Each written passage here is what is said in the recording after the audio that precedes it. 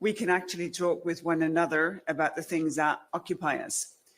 And what has been really important is some of the things that we have learned from our US counterparts to put in motion what we think about when it comes to economic security.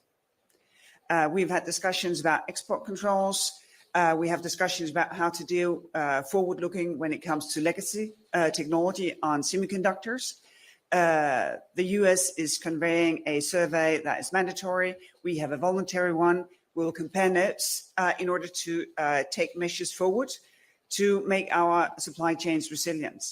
And we have been coordinating from the very first day on how to avoid a subsidy race, make the best possible use of the incentives available for both the US and Europe to increase our global footprint when it comes to semiconductors. And I think that strengthened us. It is not against someone, it is really pro a corporation, and I think we have actually delivered. Yeah, I would just say the role of advanced technology has changed the game when it comes to national security and economic security. And in fact, we had a very robust discussion this morning in the TTC ministerial about using the TTC to further strengthen our collaboration as it relates to advanced technology, protecting our own shared interests in national security and economic security, and working together to counter any coercion or non-market practices from any other country, including China. So in that respect, I think the TTC has shown itself to be effective, and it's an area of prioritization as the TTC moves forward. Just to add one more footnote, I think what we've seen over the last 3 years is growing, increasing alignment in our approaches to these issues. And when the United States and the European Union are aligned, when we're working in common purpose, it's a very powerful force. Together, we represent almost half of world GDP. And that means that there's a certain weight that comes with having a shared position on something. And whether that's dealing with China or any other challenge, it makes a big difference. And the story, to me at least, of TTC is this growing alignment on all of the issues that you just heard alluded to. And we found that again today. And I think it also inspires us to continue this work because the more we're able to build convergence in our approaches, the more effective we're going to be in making sure that we're actually delivering results for the people we represent. That's what this is all about, fundamentally. Indeed, just to complement this, one of the flagship initiatives under Trade and Technology Council is Transatlantic Initiative on Sustainable Trade and building green transatlantic marketplace, which is indeed the largest marketplace in the world. And the better we work together on resilient supply chains, on developing joint standards, the more economic clout we are actually having. And this work stream on developing resilient supply chains exactly in area of semiconductors is exactly one of the areas we are focusing on. So.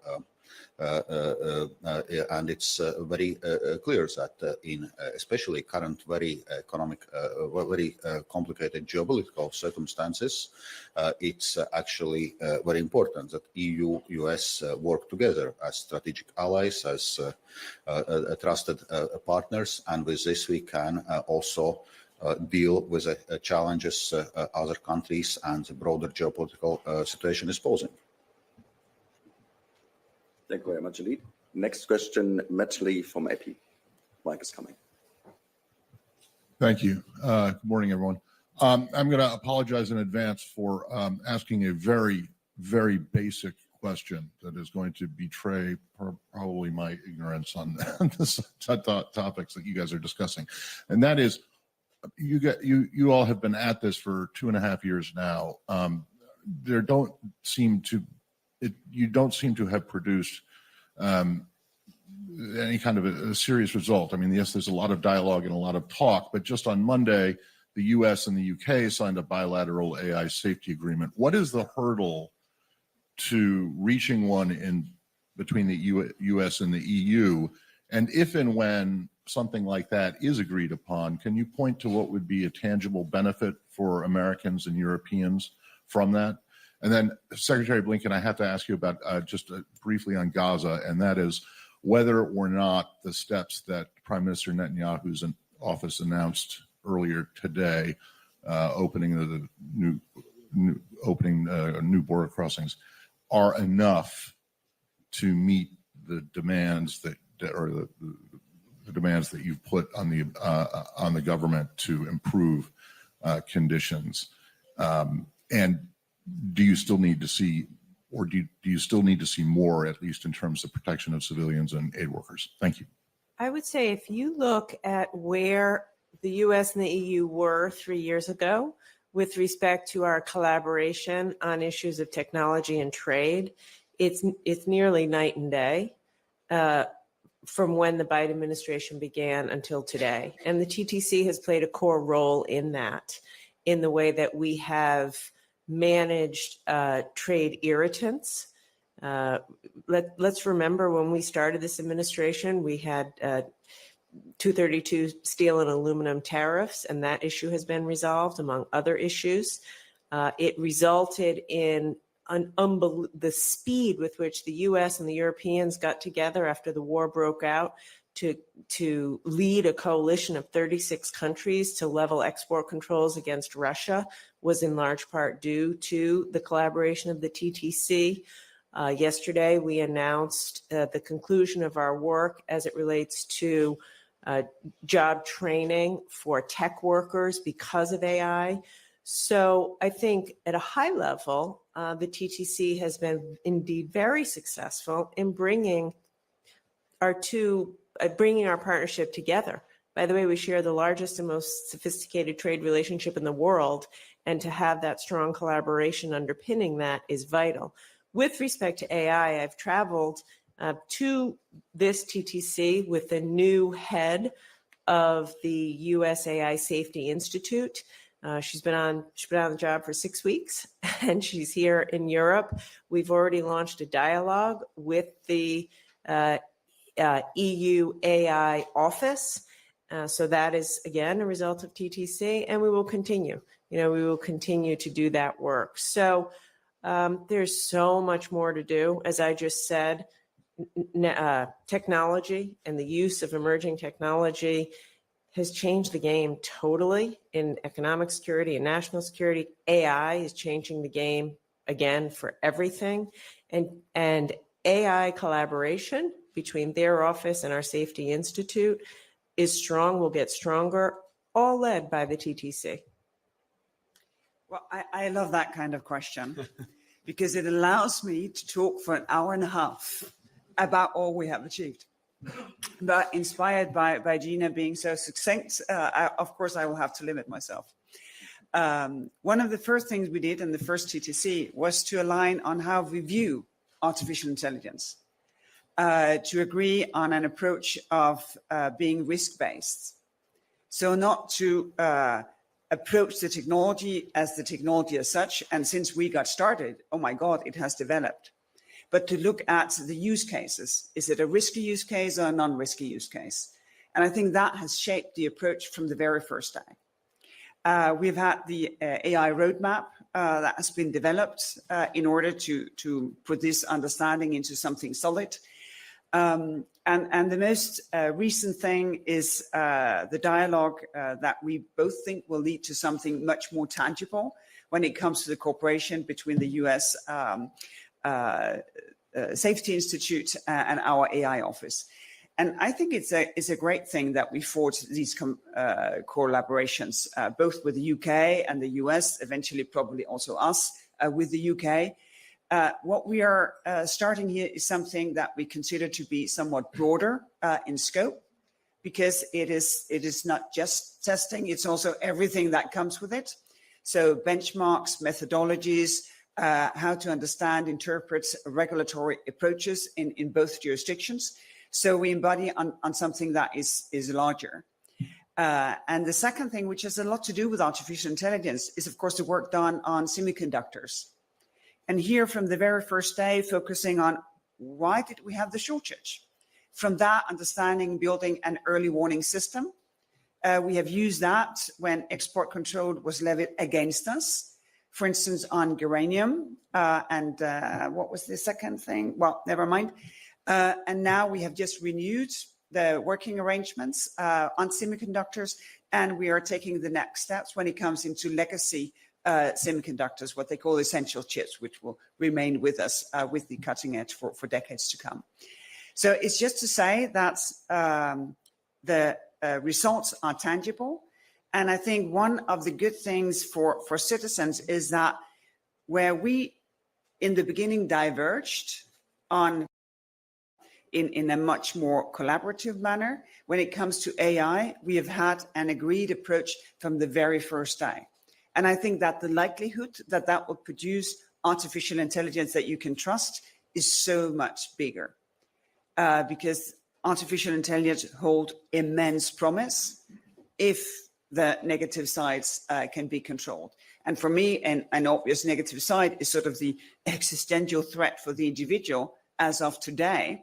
If you're not allowed into university because of your color or your background, if you cannot get a mortgage because of AI not recognizing you, all of that we can deal with. And I think that has very tangible effects on everyday life. Matt, to your question on Gaza, we welcome the steps that have been announced by Israel, opening Erez as a new crossing point, having shipments go directly from the Ashdod port, maximizing the route from Jordan. These are positive developments, but the real test is results. And that's what we're looking to see in the coming days and in the coming weeks. Is the aid effectively reaching people who need it throughout Gaza? Are the bottlenecks and other delays at crossings being resolved? Do we have a much better system for deconfliction and coordination so that the humanitarian workers, the folks who are delivering the aid, can do it safely and securely? All of these things are critical, and that needs to, again, really be measured by the results. And some of the measures that we're looking to include things like the number of trucks that are actually getting in on a sustained basis, and not just getting in, but then getting around, the aid being distributed throughout Gaza, including, critically, northern Gaza. Some of the measurements that we've been deeply concerned by, including the fact that almost 100% of the population is acutely food insecure, that they're indicators of potential famine. We'll be looking closely at those to see that they're reversed. So really the proof is in the results, and we'll see those unfold in the coming days, in the coming weeks.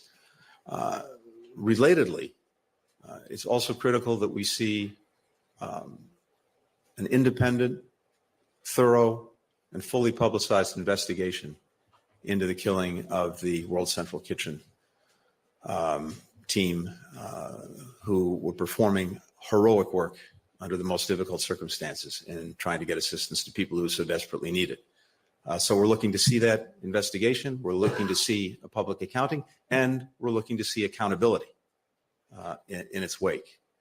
And this goes to a larger challenge that we've seen throughout, which is the horrific number of children, women, men, innocent children, women, and men who've been killed through the course of military operations. We've talked about this many times, the unique challenge of dealing with an enemy that embeds itself with the civilian population, that hides behind them, underneath them, in tunnels and mosques and schools, apartment buildings. But Israel's obligation, its responsibility to maximize protection for civilians, to make that a priority, that too is a critical test. So what we're looking to see in the days and weeks ahead is prioritization, surging humanitarian assistance, sustaining it, getting it to people who need it, making sure that those who are providing it are safe and secure, and maximizing every effort to protect civilians, those who are caught in this crossfire from Hamas's making, we just can't have so many people caught in that crossfire, killed, injured, going forward. Thank you very much. I think we have time for one last question. Kim, please. Thank you. Kim McCrail from the Wall Street Journal. For Secretary Raimondo, I'm hoping to ask you specifically about semiconductor related export controls. What more would you like to see from partners in Europe, from the European Union, individual European countries when it comes to export controls related to semiconductors? Are you asking for anything in addition to what's been discussed so far? And can you speak to what led to the concern? What sorts of concerns led you to turn your focus to legacy chips in particular, as opposed to the focus on cutting edge chips? And for Secretary Blinken, NATO foreign ministers talked this week about a proposal for a 5-year fund totaling about $100 billion to support Ukraine's military. What do you think of that plan? And in particular, what do you think about the idea of committing money over an extended period of time toward this? Thank you. So on semiconductors, as we all know, semiconductors underpin our entire economy. And that will be increasingly the case as we move into an age of artificial intelligence. All artificial intelligence is built upon the foundation of semiconductors, advanced chips, but chips. So the watchword that we have when it comes to semiconductor export controls is vigilance. And what I'm looking for, and which is what we have with our European partners, is constant dialogue and vigilance. The Chinese wake up every day trying to figure out how to do an end run around our export controls so that they and potentially their military can access our most sophisticated technology, including chips, which means we have to wake up every day just as motivated to protect the citizens of our country. And we do that in collaboration with our partners, in this case, the Europeans. So I'm pleased with where we are, but there's no end game. It is a constant work. And every time we see any sort of diversion, we need our allies to work with us to crack down on the diversion, to enforce, to share information, and to be more thoughtful about our approach. With respect to legacy chips, we know, China is extremely focused on these more mature chips. I should say, legacy is probably not great branding. I'm not sure that I would want to be known as a mature and a legacy. The truth of it is, these are, they're feature rich. They're like the workhorse semiconductor chips. They're in cars, this microphone, all of your household appliances, medical devices, every pacemaker, everything. That's the quote unquote legacy chip. We know that based on China's own reporting, about 60% of all new quote unquote legacy chips coming to the market in the next handful of years will be produced by China. And we know there's a massive subsidization of that industry on behalf of the Chinese government, which could lead to huge market distortion. And so that's why we're focused on it.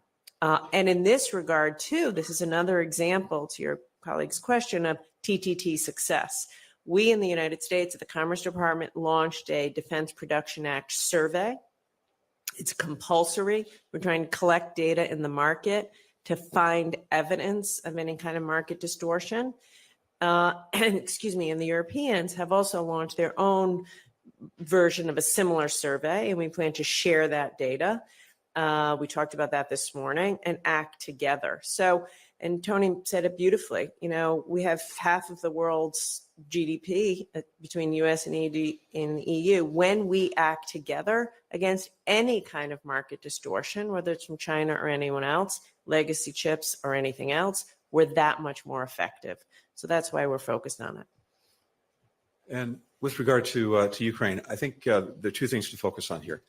First is the urgent. And the urgent is making sure that Ukraine gets what it needs now to deal with the ongoing Russian aggression.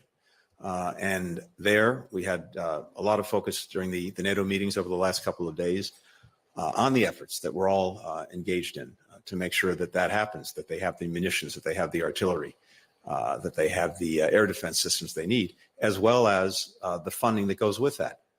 For the United States, that means the urgent necessity of passing the president's supplementary budget request. This is the most urgent thing that we can do. And it bears repeating, it's profoundly in the U.S. national interest to do it, because even as there's an aggression against Ukraine and against its people, there's also an aggression against the basic principles that underlie the international system and that help promote peace and stability around the world. Principles like you can't simply go in and redraw the borders of your neighboring country by force or take it over or try to dictate its future, because if we let that go unchecked, then it's going to be open season for would-be aggressors anywhere around the world, and that's going to be bad for the United States. But second, the money that is in the supplemental budget request, virtually all of it, when it comes to support for Ukraine's military, is going to be spent in the United States, which will build up our own defense industrial base, provide more good jobs for our workers. Europeans have made similar investments. And again, I want to underscore something we've said from the outset.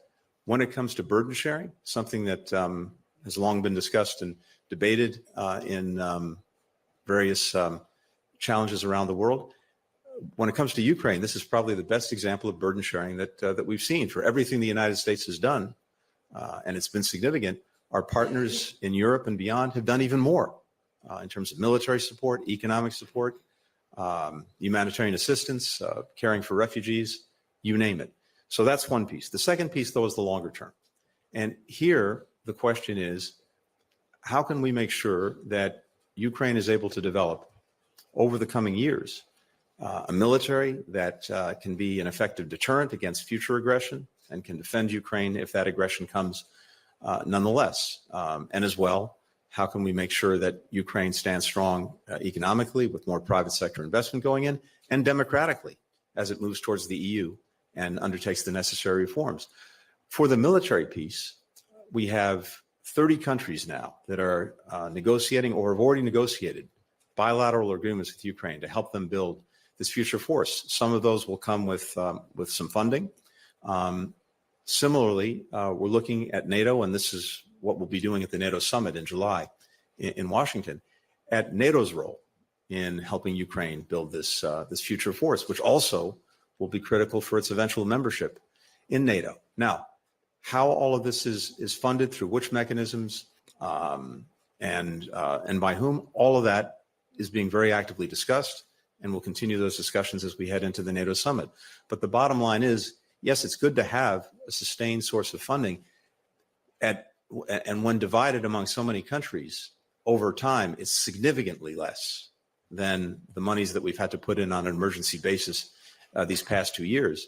And it will get Ukraine to a point in the coming years where it will stand strongly on its own 2 feet, militarily, economically, democratically.